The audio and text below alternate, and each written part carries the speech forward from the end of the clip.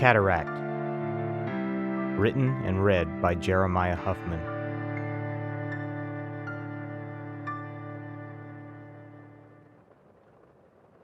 It's always rain. I can still see all the rain and green clouds rolling over to burst, and the ground can't ever drink it down fast enough, so it becomes more like water than earth, and the worms come up to choke. Sometimes I wish you'd stayed down there in that well, my dear, if only to keep you closer to me. I can't drive to the cemetery anymore, you know. My eyes. Some poor family'd come to visit their dearly departed and say, "Well, who's this strange old fool come crying over Mama's grave?" But you were never a mother, dear. It was just us for nearly 57 summers. I took your portrait out, you know. I hung it over the fireplace right by my chair that first week. I wanted to see you as you were when we got this place, and I tried, but I couldn't.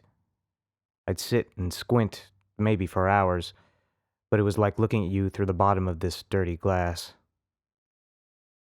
I could still make out your shape. I can remember your hair the way you had it, and I can follow the contour down your neck, and I can feel the strokes the brush made when you let me paint you there like that, in our little vineyard. But your face just looked like the storm clouds in the rain, just green and overcast and without shape. It was your eyes. Your eyes stayed, but they weren't your eyes, only two rippling spots just below the surface. And then all I see is that well out there. And I see them fish you up out of it, and I see that look you had on your face, and you were looking at me. It was that same face you had the moment you were over the edge of that well, and I had you, and you were looking back at me, and I let you go. You, that way, was the last thing I really saw, and I've been seeing it ever since. So I put that picture upstairs.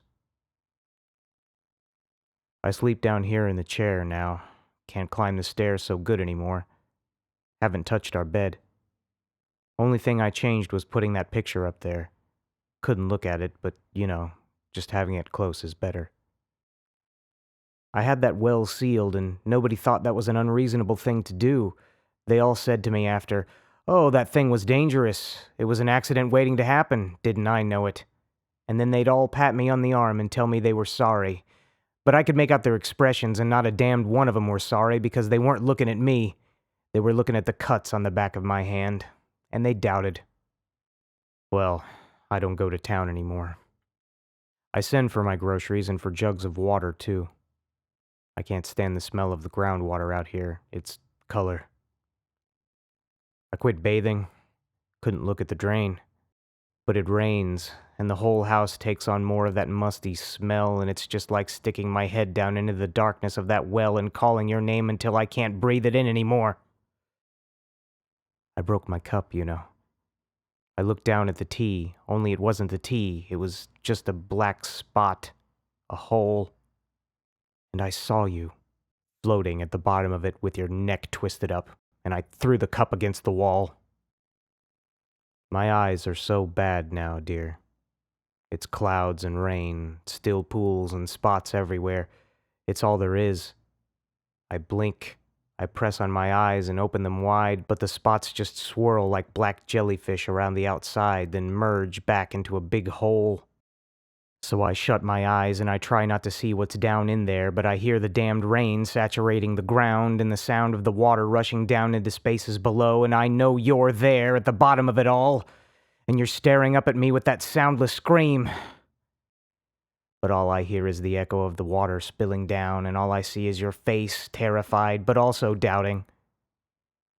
It was clear when they pulled your body out. I looked into your dead gaze, and I saw doubt. Worse, I saw realization. You thought it of me. In that last moment, you knew.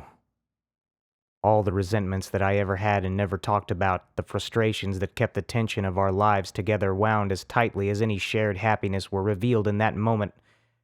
I let you go. You knew it. Did I? No. If I had to do it over again, I'd never. I would have held on. But is it going to be like this now, for good? It's always going to be the well, and that old bulging, accusing, screaming face? Can't you send me one good image of how it used to be when the sun was warm? But I'll sit here, and I'll try, and maybe soon I'll see something. I'll be sitting in this chair until the evening, and the light goes out, and the water from outside starts coming in. It makes the house more like water than anything else. It fills to the ceiling, and it keeps filling until the well swallows everything. It's cold, and it's dark, but there's the staircase, and there's our room at the top, with your portrait and our bed. And I can open my eyes, and I can stand. I can climb the stairs because the stairs are more water than stairs, and I am more water than anything else. I know I'll get to the top of those stairs, and the first thing I'll see is you, clear as day, and you'll be beautiful and happy and in love with me. I won't see a spot, not one. It'll be your face, not a spot, not a hole that gets bigger and bigger until it drains it all down into nothing, and at the bottom there won't be a pale glimmer of any cruel, resentful ghost. No cold, thin arms will stretch out from that pit to embrace me, and they won't pull me down there to drown in the dark, bound tightly, looking into an unrecognizable contortion of my love with a hollowed skull and a twisted neck. It'll be you, really you, and we'll take each other in our arms, and I'll never let you go.